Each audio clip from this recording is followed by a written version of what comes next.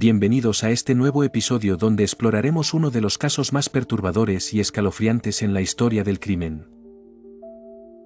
Hoy nos adentraremos en la mente de Albert Fish, un hombre que aparentaba ser un anciano amable y tranquilo, pero que en realidad escondía una de las naturalezas más oscuras jamás registradas. Este será un viaje hacia la locura, el dolor y la perversión, donde conoceremos cómo se forma un monstruo desde su infancia hasta convertirse en uno de los asesinos más aterradores de todos los tiempos. Ponte cómodo, porque lo que escucharás a continuación no es una simple historia, es una advertencia sobre los límites de la mente humana.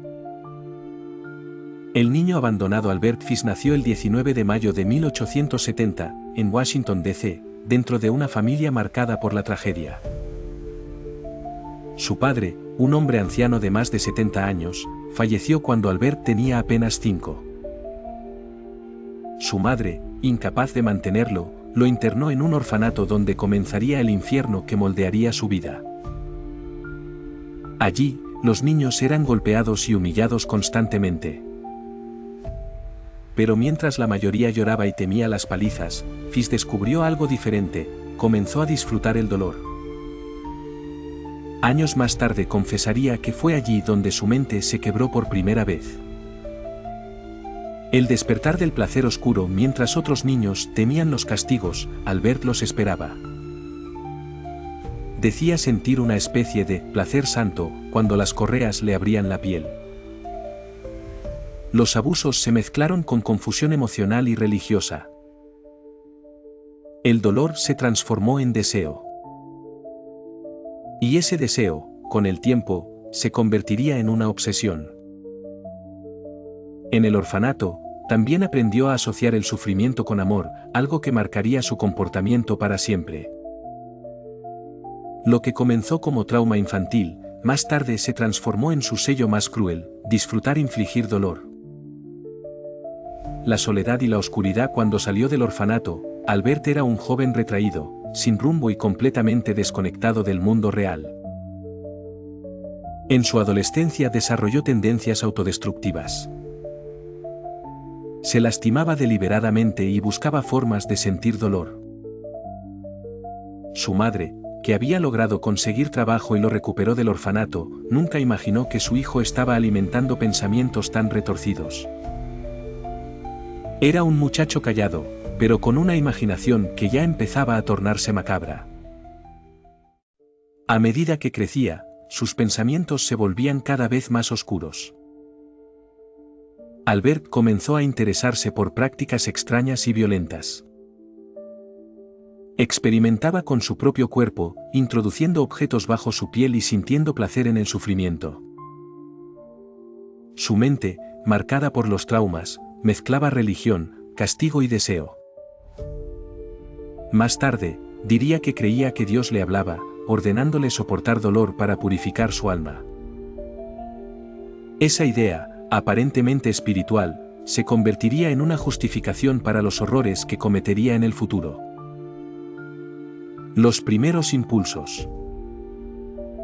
En sus 20s, Fish comenzó a frecuentar burdeles donde pedía ser golpeado. Pero pronto eso no fue suficiente. La necesidad crecía, el dolor ya no le bastaba, necesitaba provocarlo en otros. Empezó a leer artículos sobre asesinatos y canibalismo, y confesó sentir gusto con las descripciones de sangre. El niño abandonado había dado paso al hombre perturbado. Un ser que empezaba a sentir placer en la idea del sufrimiento ajeno. Un hombre aparentemente normal. Para el mundo exterior, Albert Fish era un pintor de casas, trabajador y servicial. Se casó, tuvo 6 hijos y vivía en apariencia una vida tranquila. Nadie sospechaba lo que realmente ocurría dentro de su mente. Detrás de esa fachada familiar, ocultaba una doble vida llena de prácticas sadomasoquistas y pensamientos inconfesables. Era el ejemplo perfecto de cómo el mal puede esconderse tras la normalidad cotidiana. Los primeros signos del monstruo. Fish comenzaba a escribir cartas obscenas a mujeres que encontraba en periódicos o anuncios personales. En ellas describía actos brutales y humillaciones. Muchas personas pensaron que era una broma, pero en realidad eran manifestaciones de su mente enferma.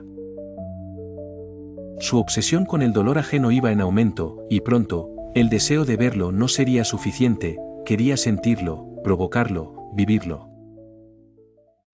Su esposa lo abandonó años después, al descubrir su comportamiento extraño y sus rituales. A partir de ese momento, Albert perdió todo freno moral. Sin nadie que lo controlara, se entregó completamente a sus fantasías. Comenzó a vagar por las calles buscando víctimas fáciles, principalmente niños, a quienes ofrecía dulces o trabajos. Era el inicio de una cacería que dejaría cicatrices imborrables en la historia del crimen. El nacimiento del depredador. Entre 1910 y 1924, Albert Fish cometió sus primeros secuestros y asesinatos. Las víctimas eran niños vulnerables, muchos hijos de familias pobres. Los llevaba a lugares apartados donde ejecutaba sus atroces rituales. Nunca actuaba por impulso, planificaba cada detalle, desde la forma en que se ganaba la confianza de sus víctimas hasta el modo en que las eliminaba. En su mente, creía que estaba cumpliendo una especie de mandato divino. Un nombre que sembraría miedo. Aunque la prensa aún no conocía su existencia, los barrios pobres de Nueva York ya hablaban de un anciano extraño que merodeaba parques y ofrecía dulces a los pequeños. La gente comenzó a temerle, pero nadie podía imaginar la magnitud de su perversión. Albert Fish ya era un monstruo en pleno, pero aún faltaba el crimen que lo haría tristemente inmortal. Las voces y las visiones. Fish aseguraba escuchar voces que lo guiaban. Decía que eran los espíritus de antiguos santos y mártires que le ordenaban purificar almas a través del dolor. Estas alucinaciones alimentaban su convicción de que sus crímenes tenían un propósito espiritual. Años más tarde, los psiquiatras confirmarían que sufría múltiples trastornos mentales, incluyendo esquizofrenia y sadismo extremo, pero en ese momento, él creía ser un instrumento de Dios. Así terminan los primeros años de Albert Fish, el niño maltratado que se transformó en un adulto gobernado por el dolor y la locura. En la siguiente parte, conoceremos cómo este hombre aparentemente común comenzó a convertirse en el depredador que el mundo conocería como el vampiro de Brooklyn. No te pierdas la parte 2, lo peor está por comenzar. Esta parte narra el inicio de sus crímenes, la forma en que cazaba a sus víctimas y el comienzo del horror que marcaría su nombre en la historia. La oscuridad que Albert Fish llevaba dentro finalmente encontró una salida. A mediados de la década de 1920, comenzó a recorrer los barrios más pobres de Nueva York, buscando a sus víctimas entre los niños más indefensos. Caminaba lentamente, con su traje viejo y su sombrero gastado, fingiendo ser un anciano amable.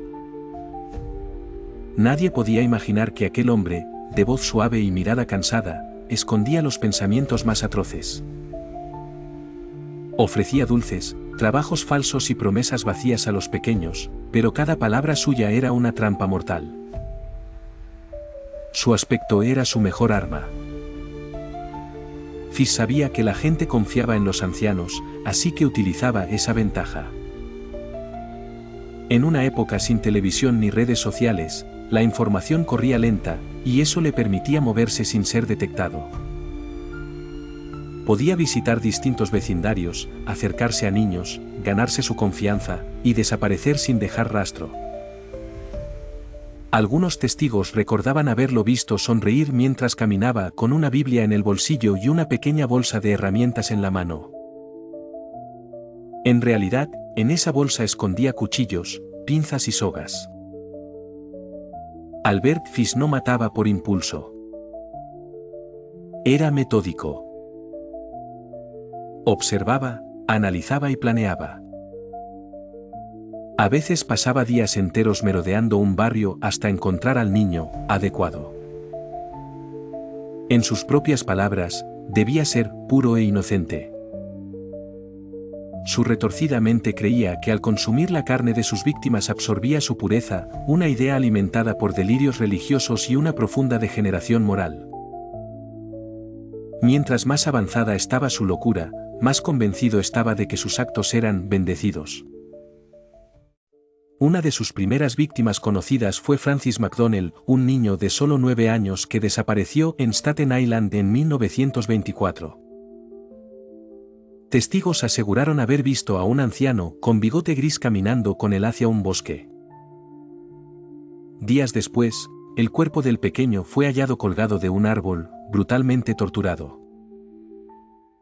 La policía no logró identificar al asesino, pero el recuerdo de aquel viejo extraño quedó grabado en la mente de todos. Era Albert Fish, perfeccionando su método. Cada crimen para Fish era un ritual. Antes de atacar, rezaba y se convencía de que el niño que había elegido era un ofrecimiento divino. Luego, tras secuestrarlo, desataba su locura. Las torturas eran inimaginables, y los detalles que confesó años después estremecieron a los propios detectives. Era un hombre que encontraba placer en el sufrimiento ajeno, y que veía el dolor como una forma de comunión espiritual. Mientras sus víctimas lloraban, él se convencía de que estaba cumpliendo la voluntad de Dios. Fish solía viajar constantemente por diferentes distritos, Manhattan, Brooklyn, Queens. En cada zona, dejaba rastros mínimos pero aterradores, testimonios de niños que habían hablado con un anciano amable, pequeñas sogas encontradas cerca de parques, y rumores de desapariciones inexplicables. Nadie conectaba los puntos. En esos años, la policía de Nueva York no tenía bases de datos ni colaboración entre distritos. Albert aprovechaba ese caos para desaparecer entre la multitud. Durante sus años de actividad, Fish también comenzó a enviar cartas anónimas a personas al azar. En ellas describía actos indecibles, con un tono que mezclaba erotismo, religión y canibalismo. Muchos pensaban que eran bromas pesadas, pero para él eran parte de su placer. Escribía con detalle sobre los pecados de la carne y hablaba de purificación a través del sufrimiento.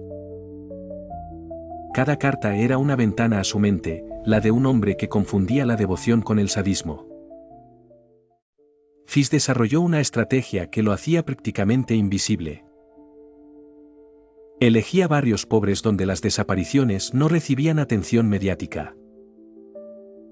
Sabía que las familias no tenían poder ni recursos para exigir justicia. Además, cambiaba constantemente de nombre. Se hacía pasar por trabajador, por viudo, por comerciante. Era un maestro de la mentira. Y cada nueva identidad era una oportunidad para cometer otro crimen. En 1927, otro niño, Billy Gaffney, de apenas 4 años, desapareció mientras jugaba con su amigo en un edificio de Brooklyn. El amigo describió haber visto a un viejo con bigote gris llevándose a Billy de la mano. Su cuerpo jamás fue encontrado. Años más tarde, Fish confesó haberlo secuestrado, torturado y devorado. Los detalles de esa confesión son tan repugnantes que los investigadores se negaron a hacerlos públicos por completo. Solo se sabe que Albert describió el crimen con frialdad, como si relatara una receta. Con el paso del tiempo, Fish se volvió más audaz. Ya no solo buscaba víctimas, quería ser reconocido, aunque no abiertamente. Empezó a escribir sobre sus crímenes, a guardar recortes de periódicos sobre desapariciones y a fantasear con el día en que alguien descubriera la verdad. Era la mezcla perfecta de narcisismo, locura y crueldad. Mientras tanto, seguía vagando por la ciudad, invisible ante la sociedad, pero dejando una estela de muerte tras de sí. En 1928, su destino se cruzó con el de una familia que cambiaría su historia para siempre, los Wood. Con su apariencia de hombre confiable, Albert llegó a su puerta fingiendo ser un empresario llamado Frank Howard, en busca de un joven trabajador. Su tono amable y su sonrisa paternal convencieron a todos. Nadie sospechó que en realidad estaban recibiendo a un asesino. Y lo que comenzó como una oferta de trabajo, pronto se convertiría en una tragedia inimaginable. Así, con la mentira del señor Howard, Albert Fish se acercó a su próxima víctima, sin que nadie pudiera detenerlo. Era el 25 de mayo de 1928 cuando Albert Fish, ya con casi 60 años, tocó la puerta de la familia Wood en la ciudad de Nueva York. Se presentó con el nombre falso de Frank Howard, un supuesto granjero que buscaba contratar a un joven para trabajar en su propiedad en el campo. Llevaba un traje gris, un sombrero viejo y una sonrisa amable. Los Wood, una familia humilde pero honesta, lo recibieron sin sospechar que aquel anciano cortés sería el responsable de su peor pesadilla. Albert observó a la familia con calma y precisión. Les habló de su granja, de los animales y de cuánto necesitaba un ayudante fuerte y trabajador.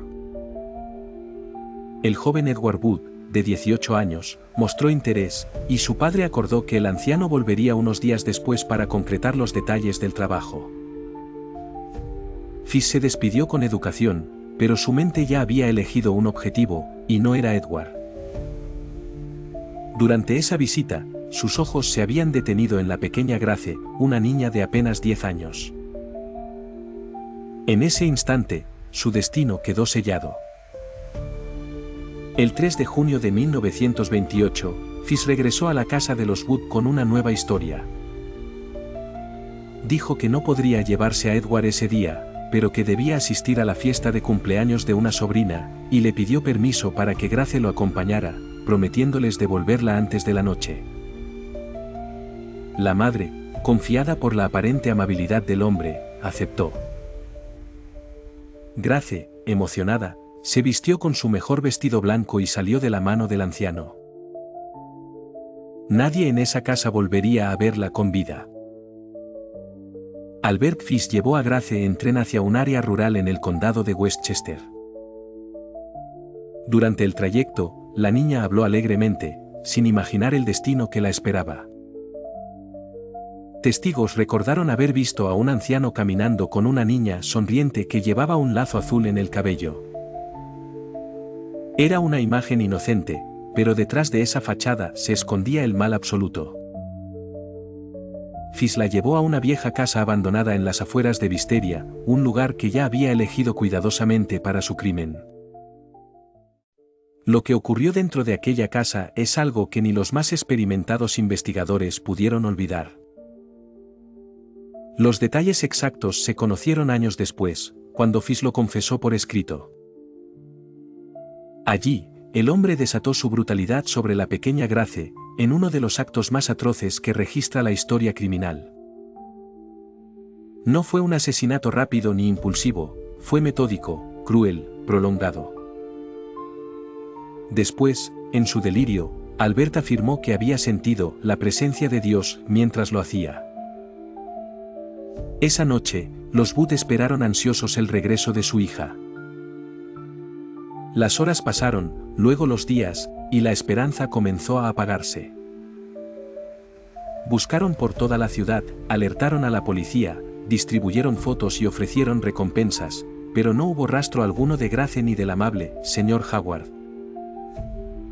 La policía descubrió que el nombre era falso, y que la dirección de su supuesta granja no existía. A partir de ese momento, comenzó una cacería que duraría años. Durante los años siguientes, el caso Wood se volvió un misterio sin resolver. Los detectives siguieron cientos de pistas falsas, pero ninguna los llevó al asesino. Albert Fish, mientras tanto, continuó con su vida como si nada hubiera pasado. Se mudaba de un lugar a otro, trabajaba en pequeños oficios y mantenía contacto ocasional con sus hijos adultos, quienes no sospechaban el monstruo que era su padre. Su doble vida seguía intacta, y su mente seguía sumida en fantasías de sangre y redención. El 12 de noviembre de 1934, 6 años después del secuestro, algo cambió. La madre de Grace Wood, Delia Wood, recibió una carta. Era larga, escrita con una caligrafía temblorosa y manchada. Al principio parecía una correspondencia inofensiva, pero pronto reveló su verdadera naturaleza. El remitente contaba con lujo de detalle cómo había asesinado, desmembrado y devorado a la pequeña Grace. La madre, al leer aquellas palabras, cayó al suelo gritando. Esa carta fue la confesión más perturbadora de la historia. El contenido completo de la carta nunca se publicó en su totalidad por su crueldad. En ella, Albert describía cómo había conocido a la niña, cómo la llevó a Wisteria Cottage y cómo preparó su cuerpo. Hablaba con frialdad, como si relatara un recuerdo común. Lo más escalofriante era la ausencia total de remordimiento. Decía que no había sentido culpa alguna, solo placer y gratitud. Esa carta no solo reveló su crimen, sino también el abismo insondable de su locura. Los investigadores analizaron cada detalle del sobre y del papel. Descubrieron que el membrete provenía de una asociación benéfica de Nueva York. Rastrearon su origen hasta una habitación de alquiler donde vivía un hombre que coincidía con la descripción del señor Howard. Cuando la policía llegó, el anciano trató de escapar, pero fue detenido en la puerta. Al ser arrestado, se identificó con su verdadero nombre, Albert Fish. La cacería había terminado. En la comisaría, Albert confesó sin resistencia. Contó cada detalle del crimen y otros que nunca se habían vinculado a él. Los detectives quedaron horrorizados por su serenidad. Uno de ellos declaró años más tarde, jamás vi a alguien hablar de la muerte de una niña con tanta calma, como si estuviera describiendo una receta. Fish incluso admitió haber sentido orgullo de su obra. Para él, su crimen no era un pecado, sino una misión sagrada. Así terminó una búsqueda de 6 años, marcada por el dolor de una familia y la maldad inimaginable de un hombre. El caso Grace Wood no solo reveló al asesino, sino que también mostró hasta dónde puede llegar la perversión humana cuando la cordura desaparece. Cuando fue arrestado en el invierno de 1934, Albert Fish no opuso resistencia. El anciano, de rostro sereno y mirada vacía, fue llevado a la comisaría, donde confesó sus crímenes con una tranquilidad que heló la sangre de los presentes. Mientras relataba los hechos, lo hacía con una voz pausada, como quien repite una vieja oración. Parecía disfrutar reviviendo cada detalle. Los detectives comprendieron que no estaban ante un criminal común, sino ante un hombre completamente dominado por la locura. Durante el registro de su habitación, los investigadores encontraron objetos que confirmaban sus peores sospechas. Había cuchillas oxidadas, fotografías obscenas, un látigo hecho con clavos y una colección de cartas que enviaba a extraños describiendo actos indescriptibles. Su abogado, James Dempsey, presentó una defensa basada en la locura. Argumentó que Fish no era consciente de sus actos, que actuaba bajo delirios religiosos y que su mente estaba completamente destruida por los abusos sufridos en la infancia. Aseguró que su cliente no era un asesino, sino un enfermo mental.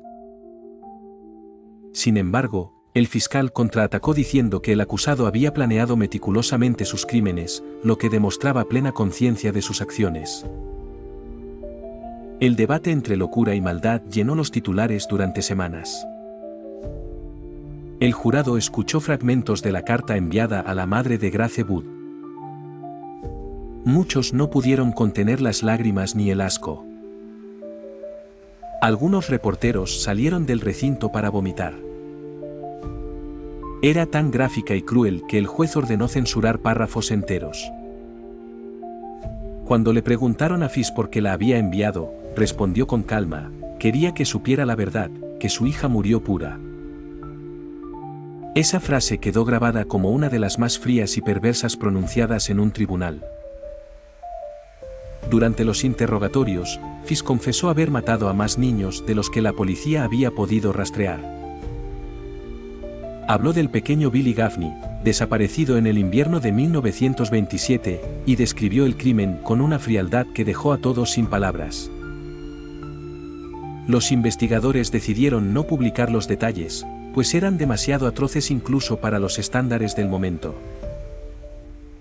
Cuando le preguntaron si sentía arrepentimiento, simplemente respondió: no, Dios me perdonó, porque hice lo que Él quiso. El país entero quedó dividido.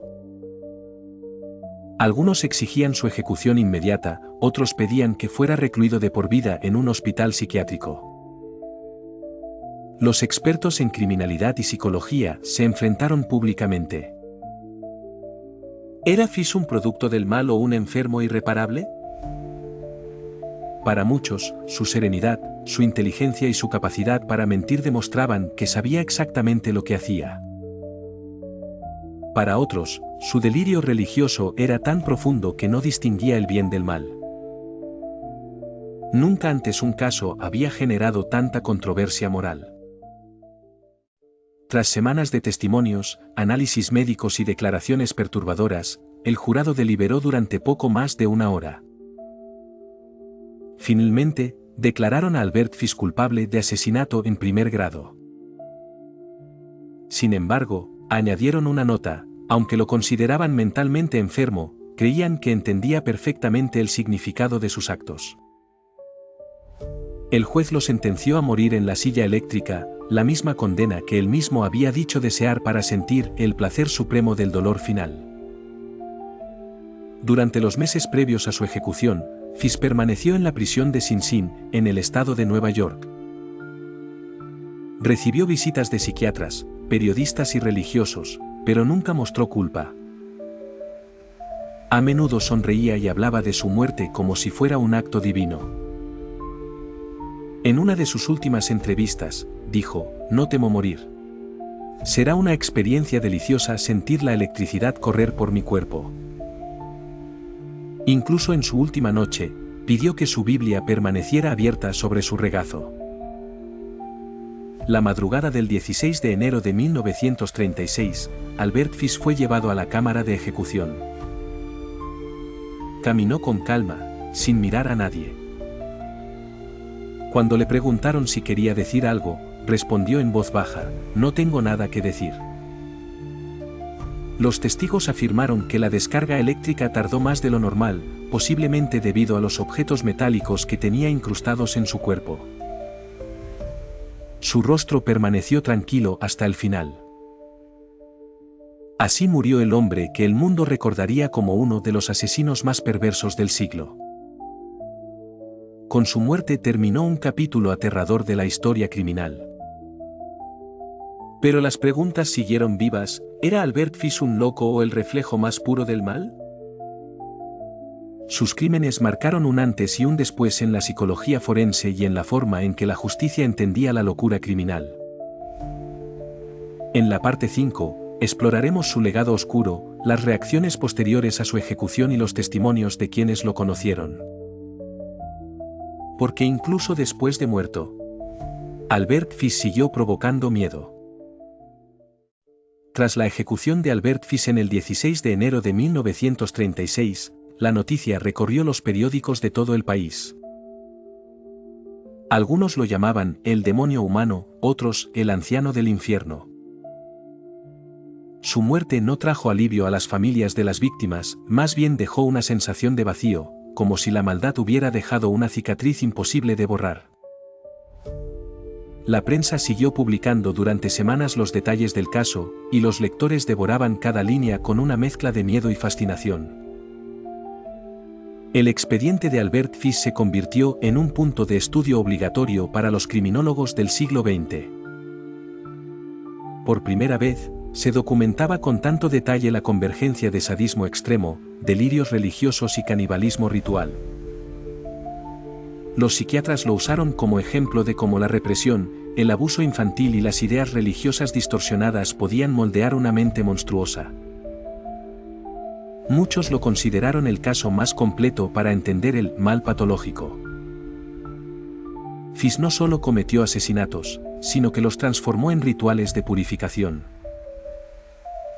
La familia Wood, destrozada por la pérdida de Grace, se retiró del ojo público.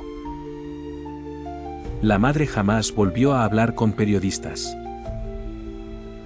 Durante años, se dijo que conservó la carta de Fish, pero la verdad es que la entregó a la policía y nunca quiso verla de nuevo.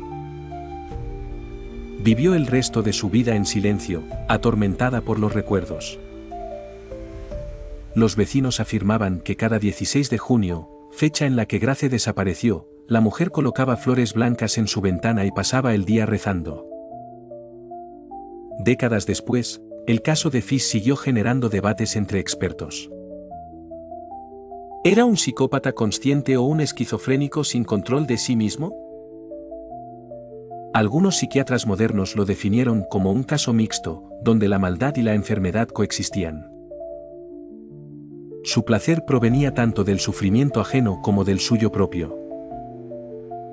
Se castigaba a sí mismo para redimirse y castigaba a otros como extensión de su propia culpa. En su mente distorsionada, el dolor era una forma de oración. Esa visión lo convirtió en uno de los asesinos más analizados de la historia. Tras su ejecución, se descubrieron decenas de cartas que Fish había enviado a desconocidos.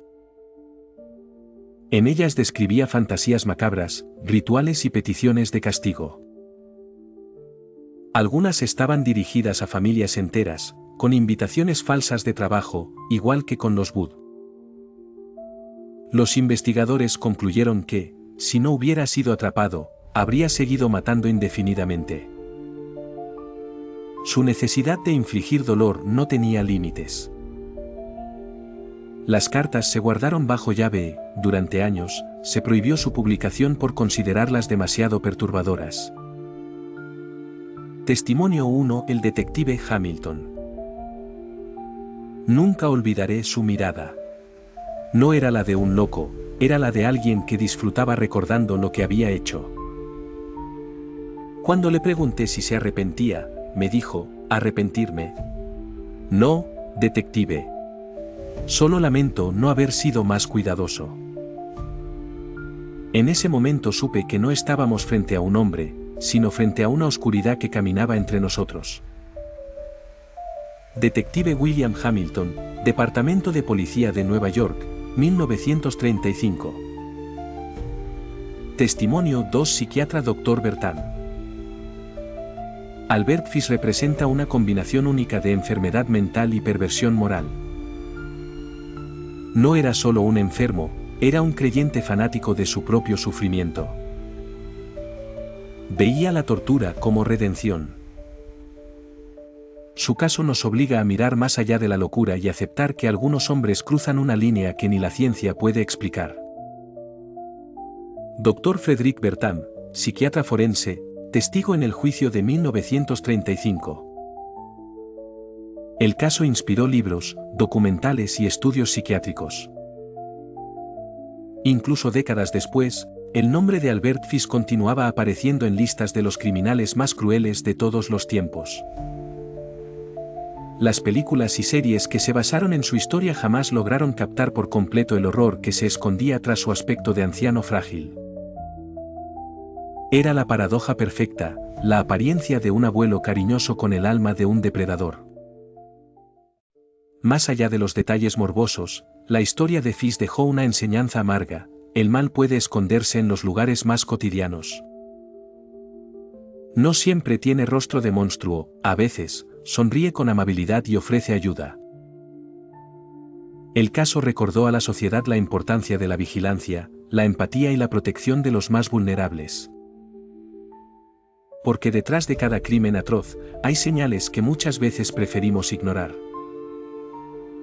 Con el paso de los años, el nombre de Albert Fish se convirtió en sinónimo de perversión extrema.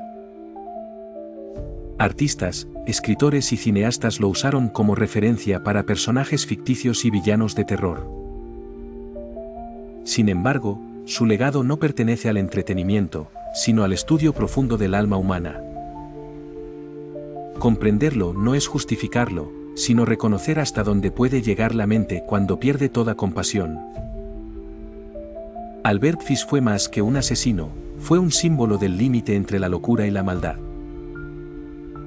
Su historia nos recuerda que el horror más real no vive en los monstruos imaginarios, sino en las personas que caminan entre nosotros creyendo hacer el bien. En su mente, los crímenes eran actos de fe. En la realidad, fueron el retrato más cruel del sufrimiento humano. Con su muerte terminó su cuerpo, pero su sombra sigue viva como advertencia para las generaciones futuras. Gracias por acompañarme en este recorrido por la historia oscura y perturbadora de Albert Fish, el caníbal de Brooklyn. Si te gustan los casos criminales narrados con detalle, análisis y profundidad psicológica, te invito a suscribirte al canal, activar la campana y dejar tu comentario con tu opinión o tu teoría sobre este caso. Nos vemos en el próximo episodio, donde exploraremos otro crimen que desafía la lógica y revela lo más oscuro del alma humana. Hasta entonces, cuida tu mente y mantente a salvo.